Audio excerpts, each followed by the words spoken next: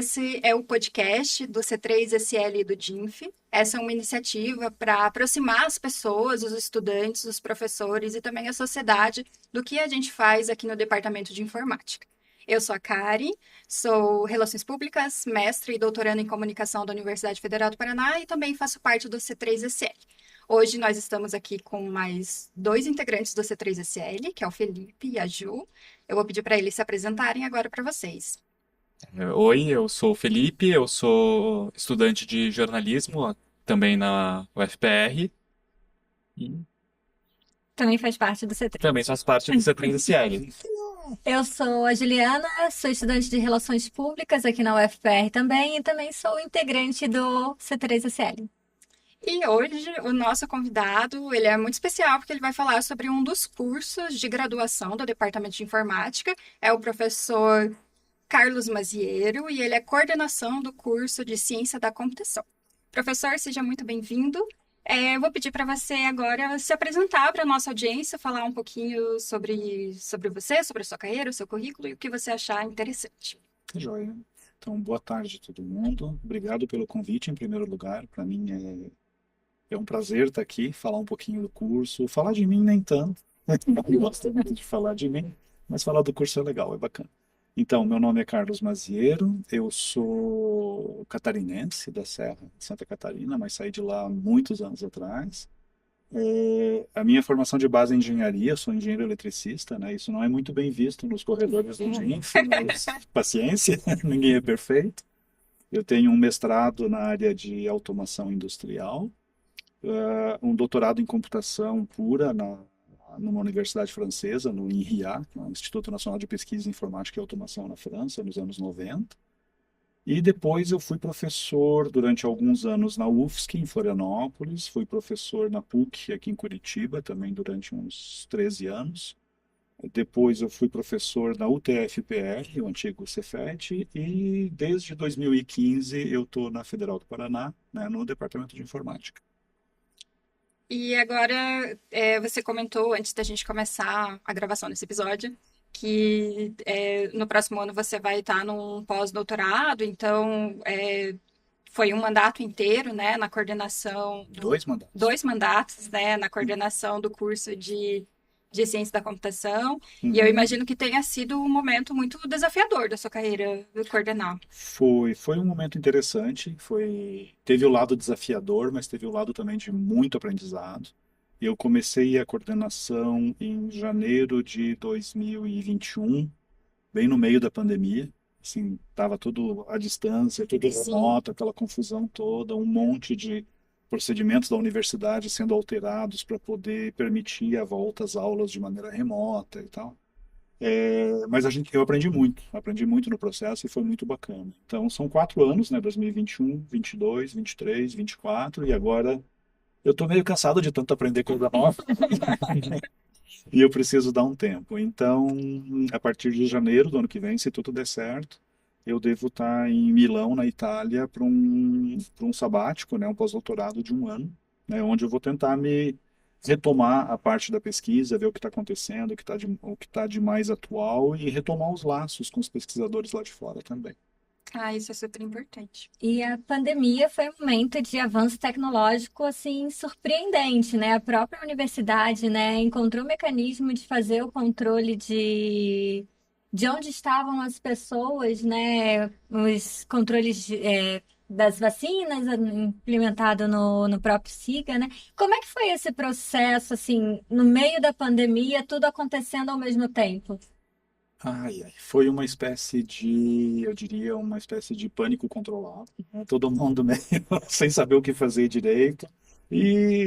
Mas a gente foi achando o caminho, né? Teve essa questão de controle de vacinas que veio depois, né? Veio a partir lá pelo final de 2021, começo de 2022. Mas antes disso, a gente teve toda uma fase de muita burocracia porque no serviço público você só pode fazer o que está previsto na legislação, o que está previsto nas regras. Se não está previsto, você não pode fazer. E a maioria dos cursos da federal é presencial. Não tem previsão de aula remota, não tem Exatamente. previsão de avaliação remota, não tem previsão de nada remoto, é tudo presencial. Alguns cursos têm ensino à distância, mas a maioria não tinha.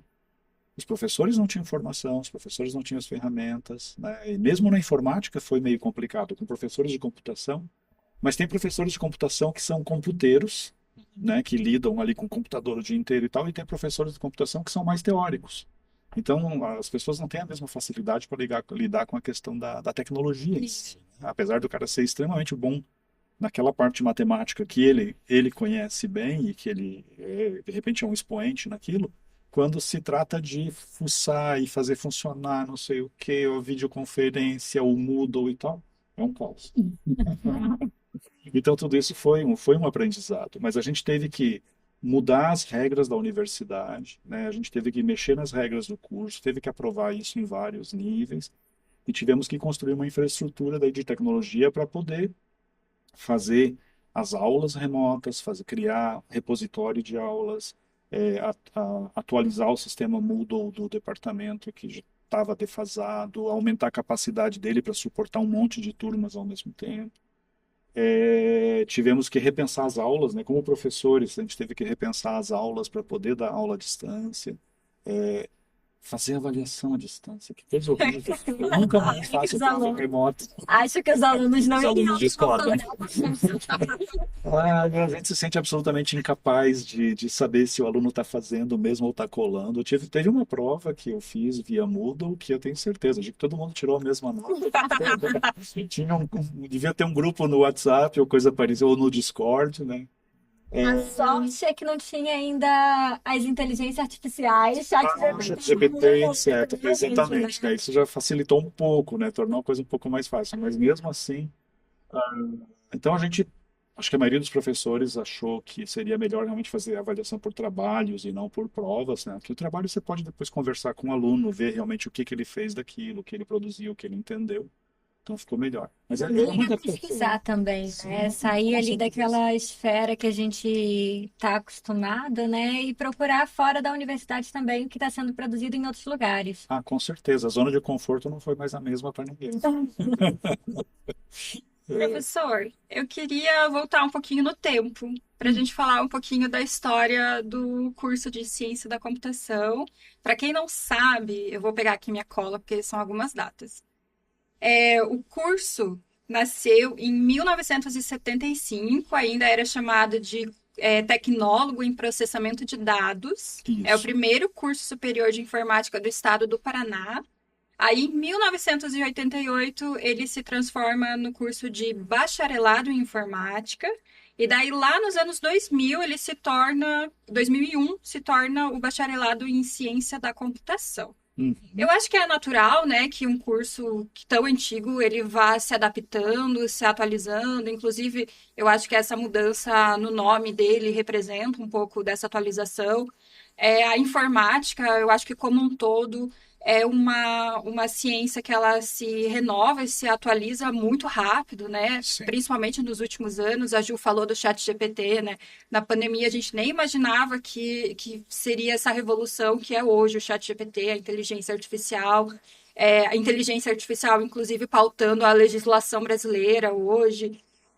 Então, eu queria que você contasse um pouquinho da sua experiência no departamento, como que é essa história do curso, toda essa evolução que o curso passou ao longo dos anos. Bem, as datas você já falou, né? Então você roubou uma partezinha do meu discurso. Mas você pode falar com muita mais propriedade do que eu. Não, tranquilo. Em 75, realmente começou o curso de processamento de dados e era um curso que tinha sido meio que construído por encomenda no setor produtivo do Paraná, do governo do estado, porque eles tinham a demanda de gente, né, de recursos humanos para trabalhar com computação. E computação na época era processamento de dados corporativo, né? Então, folha de pagamento, cadastros, essas coisas todas que a gente vê assim mais de trabalho de fundo, né, sem muita interface com o usuário final. E esse curso formou muita gente que hoje ainda está ativo no mercado e bem colocado no mercado, né? E ele foi acho que era um curso, como por ser tecnólogo, era um curso de tecnologia, eu acho que ele era de 3 anos, eu não tenho certeza. Eu acho que sim. Mas daí em 88, 89, você falou? 88. 88. Ele virou bacharelado em informática, daí aumentou a duração para 4 anos. Isso. e trouxe mais matérias, digamos assim, de cunho mais científico, né, de cunho mais teórico, etc., que vão além da formação de programador, né, que Uhum. o tecnólogo em processamento de dados é basicamente um programador ou analista de sistemas, né, o cara projeta um sistema para folha de pagamento ou coisa parecida, daí já se tornou um cara mais ousado, que vai além e é capaz de não só construir sistemas, mas de construir teorias, de Sim. inovar, de construir, né, soluções assim, mais diferentes do que está ali. Não só aplicar a tecnologia que é conhecida. E depois, aí, na a próxima mudança de nome, que foi em 2001, eu acho. É, de 2000 para 2001. Em Isso. 2000, ele é avaliado com nota A pelo MEC, conceito A pelo MEC, e Uhum. aí depois dessa recomendação, ele tem o nome alterado em 2001. Isso. Aí tem duas coisas. Uma que mudar de bacharelado em informática, que ainda tem essa conotação meio que um pouquinho ainda de programador, para bacharelado em ciência da computação, então a tentativa de tornar o curso mais sólido na parte científica. E também porque, se eu não me engano, na época, em 2001, eu era coordenador do curso de engenharia de computação na PUC. E teve um movimento grande da Sociedade Brasileira de Computação junto do MEC para tentar organizar um pouco os nomes dos cursos. Que tinha, na área de informática, tinha 300 nomes diferentes. Uhum. Então, eles criaram algumas classificações assim meio padronizadas, né? Ciência da computação, engenharia de computação, sistemas de informação, uns 4 ou 5 nomes diferentes. E daí o curso aproveitou, né? Juntou a fome com a vontade de comer, né? Mudou o curso para um nome mais científico e ajustou com a demanda que vinha da SBC e do MEC. Então, 2001, daí virou bacharelado em ciência da computação e a gente é um bacharelado em ciência da computação desde então, né? Fazem 23 anos já, nossa. Pô, o tempo passou muito rápido. Mas veja, as mudanças no curso, elas não acontecem só nas mudanças de nome. Você tem também a estrutura do currículo do curso, né? Ou seja, Sim. o conjunto de matérias, de disciplinas, a duração do curso, as optativas, etc., né? E as regras de funcionamento do curso como um todo, elas podem ser alteradas de vez em quando. Então, a gente teve uma. Antes disso, eu não me lembro, mas a que eu me lembro, a última foi em 2011. Eu não estava aqui ainda, mas é Uhum. uma qual eu tive que estudar um pouquinho, porque depois teve outras, né, que vieram. Então, a gente teve uma reforma curricular em 2011, que mudou bastante coisa no curso. Depois nós tivemos uma de 2018 para 2019, que também atualizou bastante o curso, trouxe, por exemplo, a disciplina de segurança computacional, que não existia como disciplina obrigatória, passou a fazer parte do curso. Outras disciplinas, como computação científica, que também não existiam, introdução à ciência da computação, que é uma disciplina super interessante, que não existia, que não é ensinar a programar, mas é ensinar a pensar de forma computacional, a desenvolver o pensamento lógico. Essa disciplina também não existia. Então, tudo isso veio em 2018, né, para a primeira turma que começou em 2019, já começou nesse currículo novo. E em 2022 nós fizemos também uma reforma, daí essa eu participei ativamente, né, como coordenador de curso, eu que toquei a reforma, basicamente. A gente daí adaptou a grade do curso para abranger a questão da extensão universitária, né? Ou seja, como fazer para que o conhecimento que é desenvolvido no curso, os recursos humanos que são formados no curso tenham uma interação maior com a sociedade, né? Ou seja, transfiram para a sociedade parte daquilo que eles adquiriram ao longo do curso. E é interessante ver que, tipo, foram ficando cada vez mais recorrentes as mudanças. Você falou, tipo, uma de 2011 para 2018, 19, e depois uma de 18, 19 já para 22. Tipo, Sim, vai ficando cada vez mais recorrente.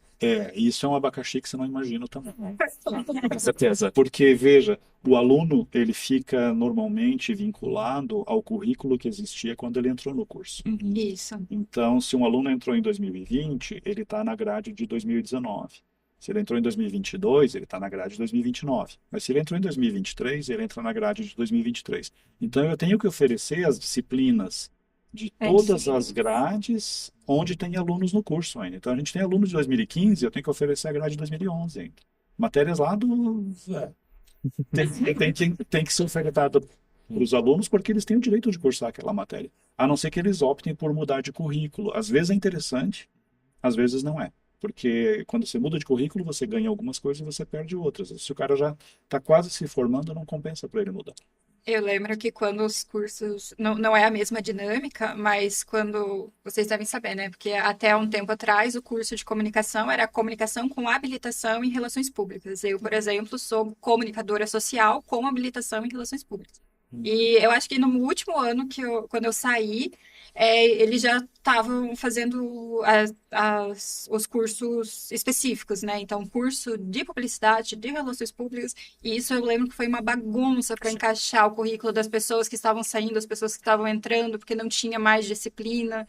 E sem contar para o mercado de trabalho, né? Porque às vezes a gente vai se inscrever num edital, aí tá lá, a habilitação é em X, aí o X não existe mais. Não. Então, Isso quem está entrando no mercado complica. acaba tendo dificuldades. Sim, e também para o pessoal que vai entrar na universidade, ele vê uma denominação nova da qual nunca ouviu falar, ou não é muito conhecida. Que curso é esse? Até queria, mas ele estava esperando outra coisa. Exatamente. Então isso é bem complicado mesmo. Mas como você disse, é um curso dinâmico, né? E se fosse pensar a sério, já está na hora de mais uma reforma. Mas Tem já algumas coisinhas para começou. ajustar. É que a reforma de 2022 a gente fez sobretudo pensando na questão da extensão. Então outras coisinhas menores a gente deixou de lado porque ia ser um caos tão grande fazer tudo ao mesmo tempo. Não, vamos resolver a questão da extensão. E depois a gente pensa para daqui a uns 3, 4, 5 anos, a gente pensa numa outra reforma. Eu quero aproveitar que você falou da extensão. Eu acho que a extensão lá no curso de comunicação, ele é muito presente, assim, desde o início. São vários projetos de extensão. E a gente, enquanto profissionais de comunicação, a gente consegue estar presente em outros projetos de outros cursos, assim. Como é fazer a extensão no departamento de informática e no curso de ciência da computação? É uma pergunta para a qual eu gostaria de ter uma boa resposta, mas infelizmente eu não tenho uma resposta tão boa assim. Eu vejo que a informática tem muitas possibilidades Uhum. de aplicação, né, na sociedade como um todo. Mas a maneira como a extensão está organizada na universidade hoje, eu acho, pessoalmente, isso é uma visão pessoal minha, Sim. tá? Eu acho que engessa um pouquinho, porque todos os projetos de extensão, eles têm que passar pela PROEC, e são projetos, digamos que geralmente eles não envolvem uma das coisas que é forte no C3SL, no DINF, que é a cooperação com a indústria. Uhum. Né? Então, eu acho que a universidade ainda não é um problema só da UFPR. A universidade, o mundo acadêmico de forma geral, vê a extensão universitária como uma espécie de assistencialismo, ou seja, eu fazer alguma atividade para a comunidade carente de algum lugar ou outro. Mas não é só isso. A extensão universitária é para atingir a sociedade como um todo. E a sociedade como um todo tem governos, municipal, estadual, federal, as indústrias que pagam impostos e que mantêm boa parte do país Que empregam funcionando, pessoas, empregam né? No pessoas, final das etc. contas, quando a gente pensa de maneira mais global, a gente vai atingir lá na ponta também o cidadão que está em vulnerabilidade social, vamos Você dizer é como a assim. sociedade como um todo. Então você vê, por exemplo, um aluno que faz um estágio numa empresa, ele consegue contar, eu acho que não chega a 10% da carga horária do estágio como extensão. É Uhum. quase Sim. nada. Então, o aluno do curso de Ciência da Computação tem que fazer 320 horas de extensão. Se ele fizer um estágio de 200 e poucas horas ou 300 horas no semestre, ele consegue usar 20 horas só como extensão. O resto não é extensão. Daí ele tem que participar de algum projeto de extensão que esteja cadastrado na PROEC, com algum professor orientador, etc. Eu acho ruim isso. Eu não gosto muito desse modelo, mas eu, inclusive, andei estudando a história da extensão no mundo, a história da extensão no Brasil, e tem algumas coisas que não encaixam para mim, mas é a minha visão pessoal. A universidade tomou, né, decisões, então vamos fazer com que essas decisões aconteçam. Eu compartilho um pouco dessa sua visão, assim, eu participei de alguns projetos de extensão depois que já estava na pós-graduação E eu acho que a extensão ela tem que ser uma forma de conectar a universidade com a sociedade, mas não que ela tem que salvar a sociedade de alguma forma. Eu acho Ela que pode, ela mas pode, não mas ela não precisa ser só Ser somente isso o tempo todo. exato. Então, Eu vejo, assim, se vocês quiserem cortar isso depois, eu fiz corte. Mas eu vejo como uma espécie de arrogância moral, né? A universidade se julgar, nós somos os salvadores do país, nós temos a missão de levar para a sociedade, digamos assim, o nosso conhecimento. Meu Deus, a gente sabe que comunidades ribeirinhas, pescadores, todos os setores da sociedade têm Produzem algum tipo de produzem conhecimento, né? os conhecimentos Aham. tradicionais, os conhecimentos tecnológicos. Tem algumas áreas de tecnologia que a indústria está na frente da universidade, sim, sim. né? Então, eu acho que é um pouco de arrogância moral achar que a gente tem que ser o salvador da pátria. Não é assim que funciona. A gente tem que cooperar, a malha como um todo, né? As entidades têm que cooperar. Você vê, por exemplo, eu fiz meu doutorado na França Uhum. e eu já fui professor convidado numa universidade francesa, né? Eu dava aula de mestrado lá durante alguns anos. E fui professor convidado também num centro de pesquisa na França. E eu nunca ouvi o termo extensão na França. Sério? Sério. Nunca ouvi a palavra extensão. Eles têm cooperação com a indústria, cooperação com os governos estadual, das cidades, etc., com cooperação com os entes públicos. Mas eles não têm o termo extensão, como a gente tem aqui. Uhum. E eu vejo, por exemplo, todo projeto de pesquisa, por menor que seja na França, ele tem que ter um parceiro industrial. Tem que ter alguém Uhum. de fora. Quando diz industrial, assim, não é indústria pesada, mas é alguém que está no setor no Da mundo onde vai ser aplicada Produtivo. aquela mundo produtivo. Isso. Eu não gosto muito do termo muito mundo produtivo, porque nós também somos Nós também produtivos, né? produzimos, né? Produzimos outras coisas. Mas dá para entender a ideia, né? Ou seja, dos setores produtivos fora da universidade. Uhum. E você tem que ter esse contato. Não dá para você ficar lá na tua pesquisa isolado no mundo, e você não vai receber um euro se você fizer isso. Você tem que ter gente do setor produtivo externo trabalhando junto nos projetos. E é uma troca, né? E Você é uma troca, aprende sim. com eles e eles aprendem com a gente, né? E eles fazem pesquisa há muito mais tempo que a gente, eles têm universidades muito mais antigas que as nossas, então eu acho que a gente tem a aprender com eles, né? Então esse modelo que a gente tem assim da extensão assistencialista, eu não gosto dele, não gosto mesmo. Uhum. A gente pode expandir os horizontes. Perfeito. Além disso. Sim, fazer uma coisa mais ampla que coopere com todos os setores da universidade. Porque, veja, as engenharias, elas vão ter muito mais facilidade de cooperar com as indústrias Sim. do que cooperar com as comunidades carentes, etc, etc. Já um curso na área de letras, na área de comunicação, de repente vai ter muito mais aptidão para trabalhar com questões envolvendo ensino, aprendizado, etc, Uhum. né? Então, cada curso tem a sua particularidade, né? Tem sua especificidade. E a forma como a coisa foi organizada na universidade colocou todo mundo na mesma No mesmo forma. balaio. Sim. Não é legal isso. Professor, agora falando um pouquinho sobre os estudantes do curso de Ciência da Computação. Eu adoro os meus estudantes. Isso é bom saber disso. É, no primeiro episódio que a gente gravou com o Bona, eu fiz uma pergunta para ele se tinha um perfil de estudante e de informática, e ele me falou que não. Porque faz bastante tempo já que o estudante de informática ele não tem mais aquele estereótipo de ser aficionado O geek. em computador, assim, nerd. Que hoje a gente pode ter outros perfis, porque justamente o que você falou não é mais um curso voltado para programação. Ele tem mais voltado para o conhecimento, produção de conhecimento científico, para teoria. Hoje, assim, na sua experiência enquanto professor, enquanto coordenador do curso, como você avalia qual que é o perfil dos estudantes, o perfil ou os perfis dos estudantes do curso de Ciência da Computação? Eu acho que a gente tem pessoas de todos os tipos. Sim, tem nerds ainda, né? Tem o pessoal que se sente muito mais à vontade na frente de um teclado do que na frente de outra pessoa. Isso é normal, né? Um curso de tecnologia sempre tem pessoas assim. e, e que são necessárias, porque algumas pessoas precisam, né, fazer avançar escovar o bit, como a gente chama, né, de fazer avançar aquelas coisinhas específicas. Mas tem muitas pessoas que têm, assim, um perfil mais expansivo, mais de colaborar, eu diria assim, de vender o peixe, né? Uhum. Ou seja, que conseguem promover mais a computação como uma ferramenta para outras áreas, que se sentem muito bem nesse diálogo, nessa troca. Então tem de tudo, sabe? Eu acho que a gente tem alunos dos mais diversos tipos, tem alunos que você vê claramente que são empreendedores, né, que correm atrás e vão ter uma empresa, vão construir coisas, etc. Tem alunos que são mais nerds, tem alunos que são mais sociais, assim. Tá?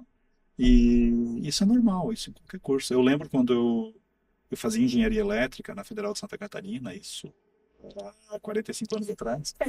Não vamos começar a falar de datas assim. Tinha um colega meu que ele não estudava muito pouco, passava nas matérias raspando, assim, sabe? Mas era um cara super relacionado, super cordial, muito bacana, divertido estar com ele. Hoje ele é diretor comercial de uma das maiores operadoras de telecomunicação no Brasil. Uhum. Subiu muito mais que os outros. Porque essa questão da inteligência interpessoal, né, de você, as outras inteligências que a gente tem são super importantes na nossa área também, né? Já passou do tempo da gente ter o computeiro é o cara que está ali na frente do computador resolvendo e ninguém fala com ele para não atrapalhar. Mudou muito isso.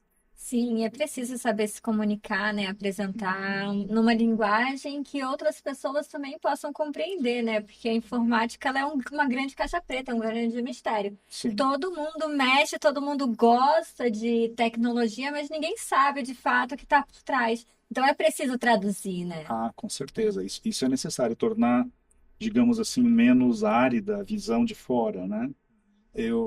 Uma coisa que ainda precisa ser melhorada na ciência da computação, no nosso curso, não diria assim em específico em relação aos outros cursos de ciência da computação no Brasil, mas de maneira geral na área, é atrair mais meninas.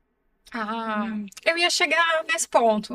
Então vamos falar dele agora, né? Como é a participação feminina, assim, no Eu curso? diria que a gente tem na entrada do curso talvez um 15 a 20%, acho que eu estou sendo bondoso, de mulheres entrando, Uhum.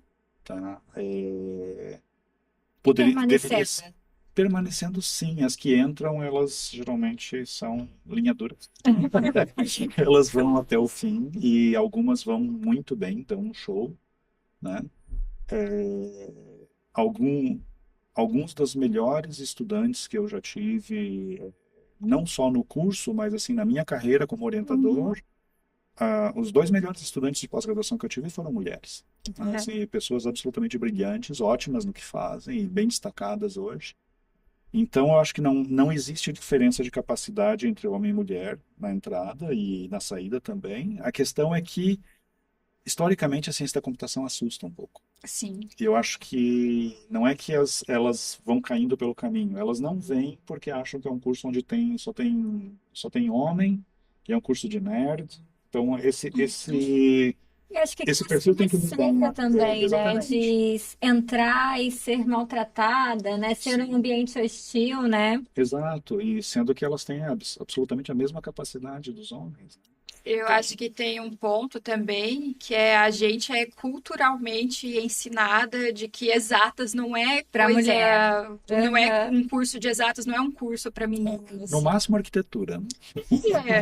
É, exato, talvez, é Ser uma coisa. mulher no meio de vários homens num curso majoritariamente masculino é cruel, Sim, é é mais pesado, é difícil. mais difícil, né? A minha irmã, ela faz engenharia civil em Santa Catarina, né? A minha esposa é engenheira civil em Santa Catarina. E ela é sempre, tipo, vai fazer estágio, ela vai fazendo. Ela é sempre uma no meio da Sim. multidão, sabe? E É. esse sentimento de não. Traz um sentimento de não pertencimento, né? Sim. Por outro lado, desenvolve nela uma garra, né? Sim, uma De vencer mais resiliência. obstáculos, né? Tem que aguentar os trancos. Né? Sim, eu sempre falo pra ela: olha, você queria um curso de engenharia, você não escolheu o caminho fácil, dava pra ter escolhido outro. A minha esposa fez engenharia civil na Federal de Santa Catarina também, na década de 80 também. E ela tinha, acho que na sala dela tinha umas 4 ou 5 mulheres também. Não foi fácil, mas deu Sobreviveu. conta, sobreviveu. A gente tem no curso uma professora, que é a Raquel, que está trabalhando em projetos de extensão envolvendo justamente esse assunto. No Concat, gurias. Isso. Aham. Eu não sei se esse é o nome, mas eu sei que é um projeto de meninas na computação, ou seja, que visa tentar desmistificar o curso e atrair mais mulheres para fazer vestibular nessa área. E eu acho que isso aí é super válido, porque o que tem que ser vencido é isso, não é facilitar o curso para um grupo ou para outro, porque todos os grupos têm a mesma capacidade. Sim. Mas desmistificar a entrada, né? Ou seja, convidar, venham mais, tentem, vocês conseguem. Eu tenho uma Tem. pergunta. Você acha que o governo estadual, né, que agora ele está oferecendo curso de pensamento computacional para alunos do ensino fundamental ali, saída do ensino fundamental para o médio? Você acha que esse tipo de iniciativa traz esse impacto? A gente pode ver mais meninas na programação futuramente? Eu acho que sim, mas, e daí é um grande mas, depende de você ter professores que vão ministrar essa disciplina, né, ou esse conteúdo, com a visão correta. Então, tudo depende. A disciplina, ela aceita, o papel aceita qualquer coisa, né? Qualquer definição, qualquer intenção. Mas se você vai ter professores em quantidade suficiente e Preparados. preparados com a qualidade suficiente em todas as escolas públicas do estado para fazer isso, é outra pergunta. Mas a ideia em si, sim, a ideia é super boa. Você faz uma primeira exposição, né? O que que é computação, como é que a computação funciona, como é que eu faço um programinha simples, como é que eu penso de maneira lógica, né? Mesmo que eu não vá para a computação, o fato de você pensar de maneira lógica ajuda até a usar melhor um telefone celular, né? Configurar uma televisão inteligente, mas uma TV Smart, e usar essas tecnologias todas se você entende como ela foi pensada, né? Como aquela interface foi bolada. Então, isso ajuda. E certamente vai ajudar a diminuir essa aversão, eu diria, não sei se é uma palavra muito forte, para mulheres na computação. Eu acho que sim. Mas depende, como eu te disse. Sim. Qualquer matéria pode ser sensacional ou horrível, dependendo do professor. E eu acho que outra coisa para a gente pensar é que todas essas iniciativas que têm surgido nos últimos anos, né? Na Universidade Federal do Paraná também tem o Meninas na Ciência, que tá há alguns anos já na ativa. Mas isso a gente só vai ver o resultado a longo prazo, assim, Com certeza. porque eu acho que todos os projetos que eu lembro, assim, na universidade, de incentivo a meninas fazerem coisas que não são culturalmente pensadas como para meninos, assim, não deve ter nem 10 anos, assim, então a gente só vai ver isso nos próximos anos. Daqui uns 10, 15, 20 Uhum. anos.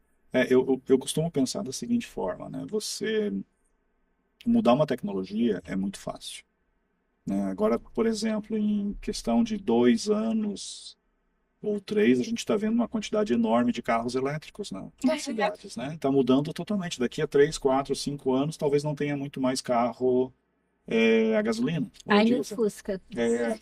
O meu up. Mas mudar a maneira de pensar leva uma geração. Sim. Mudar a forma como a sociedade se organiza e os pensamentos, assim, aqueles, eu diria os pré-conceitos, né? Não é preconceito no sentido negativo, mas assim, aqueles conceitos que estão, assim, solidamente ancorados na sociedade, isso é muito difícil. É 1 ou 2 gerações para mudar.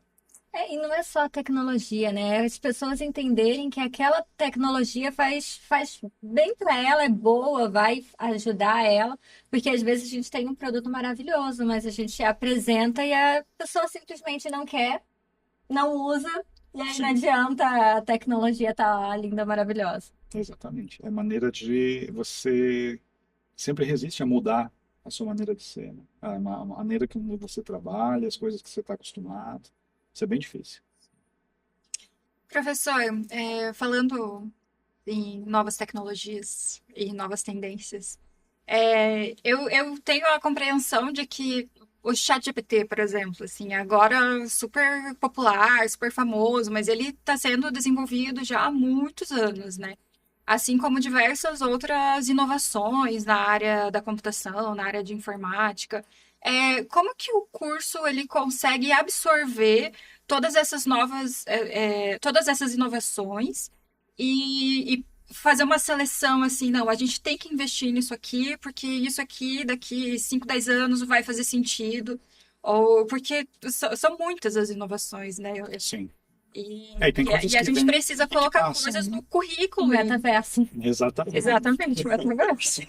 Então, eu acho que existe uma estrutura no curso, na verdade, em todos os cursos da universidade, se você for ver, que ajuda a filtrar um pouco isso e dar um pouco de dinâmica, que são as disciplinas optativas. Aham. Então, a gente tem, porque fazer uma reforma de currículo é um negócio difícil, Sim. pesado, lento, envolve um monte de coisas e tem que ser aprovado lá no final das contas, até pelo MEC. Aham. Então, é um negócio super burocrático, é um elefante. Só que você tem um conjunto de disciplinas obrigatórias, né, que não pode mexer, a não ser durante as reformas, mas você tem disciplinas optativas. Então, a gente já previu, nas últimas reformas, um leque de mais de cento e poucas disciplinas optativas, que não são ofertadas o tempo todo, mas estão lá caso algum professor resolva ofertar alguma coisa naquela linha. Então, por exemplo, tem uma disciplina na minha área de tópicos em sistemas operacionais. Não foi ofertada nunca, porque a gente não sentiu necessidade, etc., porque não tinha tempo, alguma coisa ou outra não foi ofertada. Mas tópicos em inteligência computacional já foi ofertada 2 ou 3 vezes, e está sendo ofertada agora justamente cobrindo o que a gente chama de Large Language Models, que são os modelos de linguagem, os LLMs, Aham. que são os modelos usados no ChatGPT. Isso. Então, é uma disciplina que está cobrindo o ChatGPT, como funciona, como é construído o modelo de linguagem, como ele é a parte do aprendizado e depois a parte do uso. Então, as disciplinas optativas, elas servem um pouco justamente para essa área experimental. Vamos dar aula disso, vamos ver se cola, né? Se colar daqui a, sei lá, na próxima reforma, daqui a 3, 5 anos, vira uma disciplina obrigatória. Então tem esse tempo assim de maturação dessas tecnologias novas até elas entrarem em definitivo no curso ou continuarem como optativa ou desaparecerem, dependendo da evolução da tecnologia em si. Eu vejo, por exemplo, na área de segurança, segurança era uma disciplina optativa no currículo anterior, antes de 2018. Uhum.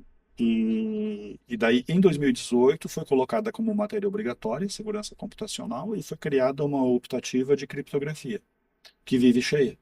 Então, de repente, na próxima reforma, pode ser que criptografia vire uma disciplina obrigatória, não sei, ou permaneça como optativa, dependendo da quantidade de matérias obrigatórias que a gente vai poder colocar, né? Também não dá para encher de matéria obrigatória e o aluno não se forma nunca. Mas então, Tem esse porém, né? Olha, então, eu essas adoraria coisas- fazer uma dessas como eletiva, hein? Só para constar. pode tentar pedir, né? Ver se o coordenador do seu curso aceitar e o chefe de departamento de informática aceitar, você está lá dentro. Legal. Não sei se você Bom vai saber. começar nas eletivas. Muito pouco. Já tentei me inscrever, mas tem algumas informações na universidade que ninguém sabe ao certo Sim. como funciona, né? Não, e nem os coordenadores. Exatamente. Mas basicamente funciona assim: quando você pede uma eletiva lá no SIGA, primeiro vai para o departamento que oferece aquela disciplina eletiva. Daí, por exemplo, você pediu em inteligência computacional. Então, o teu pedido vai direto para o departamento de informática e o chefe de departamento vai olhar: quem é essa fulana aqui? Que curso ela faz? Será que ela pode fazer essa matéria assim? Será que não vai ficar muito estranho para ela? Ou não vai ter uma dificuldade enorme? Daí, qualquer coisa, ele dá o joinha dele. A partir do momento que ele aprova, vai para o coordenador do teu curso. Daí o coordenador do curso vai olhar de novo. Quem é ela? Que curso? Ah, é aluno do meu curso, beleza. Mas o que ela está querendo fazer? Tá doida. Passou. E daí, depois, tem uma terceira análise pela Prograde, que é a prova Nossa. de graduação. Mas essa aí geralmente não reprova nada, só se tiver alguma coisa muito estranha. Eu, como coordenador de curso, o que que eu faço? Eu costumo aprovar a maioria dos pedidos eu analiso os pedidos dos alunos do meu curso, né? Uhum. Então, eu costumo aprovar a maioria dos pedidos, Desde que não seja alguma coisa assim, o cara pediu para fazer introdução à programação no curso de engenharia ambiental, ou no curso de alguma outra coisa, mas é uma introdução à programação, um negócio que ele já fez, que ele já sabe de trás para frente. Então, o que ele tem a ganhar com essa disciplina eletiva? Nada. Daí eu bloqueio. Porque a ideia, a função das disciplinas eletivas é você alargar horizontes, Sim, é ver outras exato. coisas. Daí, quando ele pede para fazer uma coisa que ele já sabe, e que ele não vai ganhar um centavo a mais de conhecimento, só vai para uma sala que está cheia de menina, não. Em tempos de redes sociais, né, entender a parte de ciência de dados, coletas, né, mensuração dos resultados, eu acho assim fundamental e a gente enquanto comunicador, né? Então, eu acho que essas integrações entre os cursos de informática, né, elas podiam ser melhores, mais fáceis, né? Porque elas existem. Sim. Mas é sempre muito difícil, de fato, conseguir. É difícil também porque, por exemplo, se você for fazer essa disciplina optativa de modelos de linguagem, o professor da disciplina considera que você já conhece um monte de coisas prévias na área para ele poder dar o curso no nível que ele gostaria, Sim. né? E daí isso cria um degrau de entrada muito grande e torna a coisa mais difícil mesmo.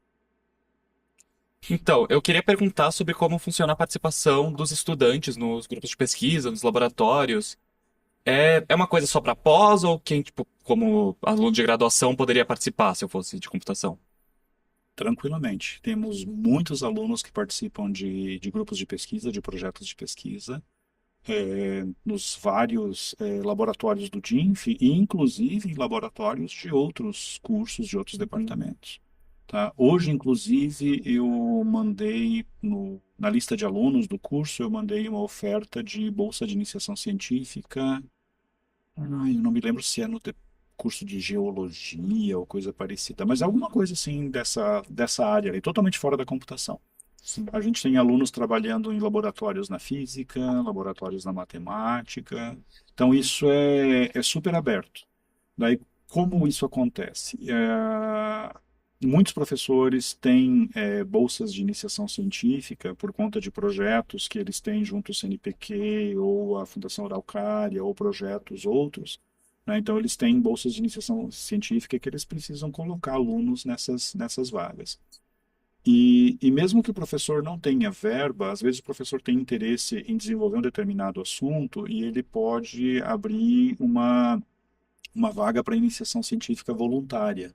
Então, a iniciação científica na qual o aluno participa, mas sem bolsa. E no final ele tem um certificado de que ele fez aquela iniciação científica. Mas os laboratórios estão super abertos. A gente tem um monte de alunos de graduação trabalhando nos laboratórios do DINF, né? Dentro desse. Não o aluno chegar lá e pedir a chave, entrar e sair usando. Não. Ele está num contexto, né? Está sendo orientado por um pesquisador, um professor, geralmente trabalhando junto com algum aluno da pós-graduação, né, para fazer uma pesquisa complementar ao trabalho do mestrado, doutorado daquele aluno, mas ele está trabalhando no projeto dele. Isso eu acho super importante, porque eu acho que nem todo aluno de graduação, ele sabe que ele também pode fazer pesquisa, sabe? Eu acho que a maioria dos estudantes entra ali querendo se formar, ter um diploma, poder se encaixar no mercado de trabalho. E aí, dentro da universidade, ele descobre que ele pode ser pesquisador, ele pode estar envolvido. Pode Então, ser cientista, né? pode ser cientista, exatamente. Veja, eu fui descobrir que tinha iniciação científica quando eu estava no quinto período do meu curso. Imagina. E daí eu comecei e nunca mais parei, né? Fiz quase 3 anos de iniciação científica, daí fiz um mestrado, fiz um doutorado, voltei para a universidade depois.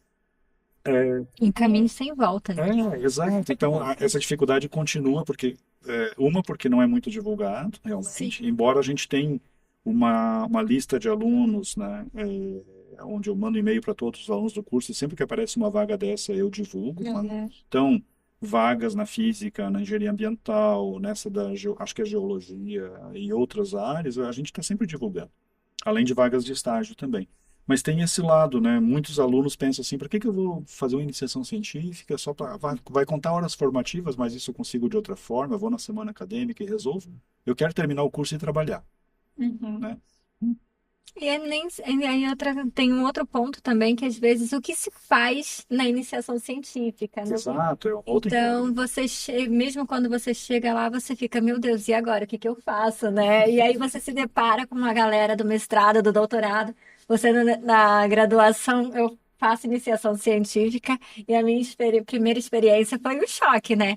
Eu cheguei lá achando que estava falando com meus iguais, né? A galera da graduação. Aí você se depara com um monte de gente do mestrado, doutorado. E a troca de conhecimento é uma coisa muito rica. Mas até você encontrar o caminho dentro da IC. Não é fácil. Eu me lembro quando eu fiz iniciação científica, deu uns 6 meses, eu já tinha, assim, vários amigos, né? Pessoas, assim, próximas, e tinha alguns que estavam concluindo o mestrado, e daí um colega, assim, ó, terminou o mestrado, ele defendeu o mestrado dele, eu assisti a defesa dele, assim, achei sensacional aqui. E daí ele me disse, ó, eu consegui uma bolsa para ir para a Alemanha, para fazer meu doutorado na Alemanha. A hora que ele me disse, mas como assim? Como é que você... Ah, funciona assim, assim, assado. Eu vou lá, vou ficar 4 anos, vou no centro de pesquisa. Naquele momento eu disse assim, eu disse para mim mesmo assim, é isso que eu quero. É isso que eu quero para mim. E eu batalhei até conseguir, daí eu fui para a França com uma bolsa de doutorado e fiquei 4 anos na França, fui no meu doutorado. E de lá para cá não larguei mais a universidade. Eu acho que uma das coisas mais ricas, assim, que esse envolvimento cedo na área de pesquisa com o grupo pode proporcionar. Às vezes você descobre um novo interesse que aconteceu com você, exatamente. Exato, mas o problema é o seguinte, né? É que enquanto uma bolsa de iniciação científica paga R$ 700, É, um O estágio estágio. paga 2.500. Sim. pois é. Sim. Para É, muita gente é um argumento. E veja, eu não tiro a razão desse argumento, porque muitos alunos nossos vêm de famílias simples, né, e de famílias que têm pouco a recurso. universidade mudou, né? E não tem como você sobreviver com uma iniciação científica, sendo que você tem que pagar ônibus, tem que pagar RU, tem que pagar ajudar nas despesas em casa e uma série de coisas. Eu morava na época da minha graduação, eu morava em Florianópolis e eu sobrevivia com a bolsa de IC, mas era assim o dinheiro contadinho para chegar no final do mês. Então era bem, bem, bem difícil, mas também porque Florianópolis não tinha muita oportunidade de estágio, né? Daqui em Curitiba, estágio é o que mais tem, né? Então a gente recebe oferta de estágio o tempo todo e os alunos Eles vão, vão, porque vão. é dinheiro. E o estágio ele deixou de ser um local de formação para se tornar um lugar de mão de obra qualificada barata, né? Exato. Tem muito Porque muitas vezes você entra num lugar para ser estagiário, você descobre que você vai tocar todo aquele ambiente e não vai receber o que um profissional formado na área deveria receber, né? Exatamente. Então, A gente chama de as- escragiário. exatamente, exatamente. E eu acho um pecado a universidade acabar perdendo essa mão de obra qualificada que podia estar produzindo mais, melhor dentro da universidade, para ele ir para um lugar, enfim, complicado. Você sabe que a gente tem um outro problema parecido, mas é mais complexo ainda de resolver, que é o seguinte, nós temos vários, talvez uns 15 ou 20 alunos que já concluíram todas as matérias, já concluíram os TCCs, quer dizer, quase, né? Estão devendo só o TCC 2 para fechar há 4 ou 5 anos já. E não fecham. Meu Deus. Sério. Por quê? Porque eles estão trabalhando, estão ganhando mais do que nós. Muito bom para eles, né? Eles merecem. Mas não arrumam tempo e não tem aquele estímulo para concluir o curso de uma vez. Então, porque já estão empregados. Eu tenho alunos que trabalham para empresas nos Estados Unidos, na Inglaterra, na Europa, online, né, ou fisicamente, e não vão terminar o curso. É terrível isso, tá? Terrível. Você entra antes no mercado de trabalho, você é absorvido, né? Sim, exatamente. E como a informática não é uma profissão regulamentada no sentido de que você precisa ter o diploma para Para poder trabalhar na executar. área, então o diploma para eles agora é uma coisa meio que acessória. Aham. E Mas criar isso é uma mitologia armadilha. também em volta disso, né? Ah, Bill Gates não tem diploma. Sim, Esse aqui lá é, não tem diploma. Então se constrói todo um imaginário como se fosse descartável todo esse conhecimento adquirido na universidade, né? Em prol de vamos atuar sim. no mercado. E o problema é que isso é uma armadilha, porque o encerramento formal e você ter o Uhum. diploma é absolutamente necessário.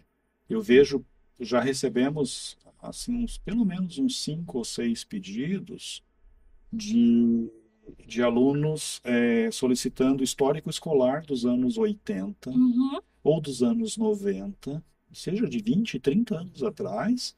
O cara precisa do histórico escolar e da segunda via do diploma dele, porque ele resolveu fazer um mestrado fora, nos Estados Uhum. Unidos. Sim. E a universidade quer o diploma de mestrado, para ele poder, ou Sim. o De diploma de graduação, para graduação. ele poder fazer o Uhum. mestrado lá. Então, mais tarde, esse fechamento formal vai ser solicitado para esse pessoal. E eles vão Uhum. ter problemas para concluir. Sim. Mas, E ainda tem o risco de jubilar, né? e tem o risco de jubilar também. Professor, então, já que a gente está falando de mercado de trabalho, você falou, né, que tem muitos alunos, né, que até estão postergando a conclusão do curso para poder, porque já estão Já estão. trabalhando na área. Então, tem um mercado de trabalho muito promissor para os estudantes de ciência da computação, assim, o estudante que vai fazer vestibular agora para entrar o ano que vem, nos próximos anos, está preocupado com o mercado de trabalho, ele pode ficar tranquilo? Sim, com certeza. Todos os nossos alunos estão trabalhando quando se formam. A maioria deles já está trabalhando antes de se formar. Uhum. Uhum. E é uma briga de foice para contratar eles. Sem, digamos assim, sendo modesto, são alunos excelentes. Uhum. Tá? A gente consegue formar alunos profissionais muito bons e que são bem disputados no mercado. Na avaliação naquele ranking da Folha de São Paulo, Uhum. né? O RUF, ranking universitário da Folha, acho que é isso. A gente está entre as 10 melhores do Brasil. Então, naturalmente, o mercado reconhece e quer os nossos alunos, né? Então, Uhum. e esse é um problema, eles não concluem o curso porque o mercado Eu quer acho que a demais. gente devia sair daqui abrindo um sindicato para regularizar todos os estagiários. É possível. E eu acho que o mais legal, é como você já apontou algumas vezes na nossa conversa, é que eles podem trabalhar em diversas áreas, né? Sim. Não necessariamente com informática, com programação, né? Eles podem ir para diversas áreas do conhecimento, áreas da indústria, e colocar o seu conhecimento aprendido na universidade em prática. Isso, a formação, né, em computação não é só uma formação de programador, Uhum. mas é uma formação de resolvedor de problemas e a pessoa que tem um forte pensamento lógico, um pensamento objetivo, claro, e busca Sistemático, né? sistemático, exatamente, né? E tem uma formação em matemática, tem uma formação em computação, e ele tem esse skill, né, de tentar resolver problemas bem e de maneira eficiente. Então, isso abre um leque de oportunidades enorme, né? Eu diria que a maioria dos nossos ex-alunos, se continuar como programador simplesmente 10 anos depois de formado, é porque o cara não era tão bom assim. Porque realmente eles evoluem na carreira e Sim. logo eles vão estar chefiando equipes, eles vão estar coordenando projetos, eles vão estar trabalhando em outras áreas onde tem mais desafios que não é simplesmente escrever código, um código simples, básico e mandar para frente, né? Então, só que isso é uma coisa que exige mais maturidade também. Sim. Mas com certeza tem muitos alunos nossos que têm empresas, né, e que são expoentes na área. E aproveitando a deixa que você falou desse contato com projetos, chefiando projetos, né? O curso de informática ele é muito rico em contatos com projetos não só do governo do estado, não só da prefeitura, né? Mas também Do tem governo federal. contato, exatamente. E como que acontece essa interação com os alunos e esses projetos? Basicamente, né, a gente tem vários grupos de pesquisa no Departamento de Informática que tem projetos, né, com a esfera pública, seja governo estado municipal, estadual, federal, né, mas sobretudo o C3, que é o grande projeto Nossa, queria que você fizesse. que envolve sobretudo o governo federal. O C3 começou, acho que vai ter pessoas que vocês vão entrevistar que vão dar uma história muito mais rica, né, sobre a- O o nascimento. nascimento, o desenvolvimento do C3, mas começou, imagino, o primeiro que eu lembro é a informática nas escolas, né, aquele projeto de colocar computadores em todas as escolas públicas do estado do Paraná, desenvolvendo aquele multiterminal, aquele projeto. Então, Isso. talvez tenha sido um dos primeiros projetos que alavancou isso. Mas isso mudou de escala depois na interação com o governo federal. Então, outros projetos grandes, maiores. E a atuação dos alunos de graduação, ela se dá normalmente através desses projetos, onde, digamos assim, as bolsas oferecidas pelo C3 para que os alunos participem do desenvolvimento. Então, a gente tem, eu acho que 30, 40, 50, não sei o número ao certo, mas uma quantidade grande. Se forem 50 alunos, são 10% do nosso curso, trabalhando em projetos do C3. Né? E a maioria tem um cunho, eu diria, de extensão, entre aspas, assim, de Devolver para a devolver sociedade. para a sociedade muito grande, né? Como, por exemplo, você fazer todo o acompanhamento de distribuição de livro didático nas escolas do Brasil inteiro, ou você trabalhar no portal da transparência, né? Ou então aquela questão de acompanhar o funcionamento de tomógrafos e aparelhos de ressonância magnética nos hospitais públicos do Brasil afora. Então, os alunos de graduação eles estão envolvidos nesses projetos, ajudando a desenvolver a tecnologia que está suportando eles, né? Sim. E eles aprendem muito com isso. Isso é bem bacana. E tem muita oportunidade, né? E você falou 10% de retenção dentro da universidade. Eu acredito que deva ser um número que. Só nesse projeto. Não, exato. Eu acho que é ímpar dentro dos de demais cursos da universidade, né? Porque a gente, vamos falar pela comunicação, né? A gente acaba perdendo muitos alunos para o mercado, inclusive para as áreas de estágio, que, né?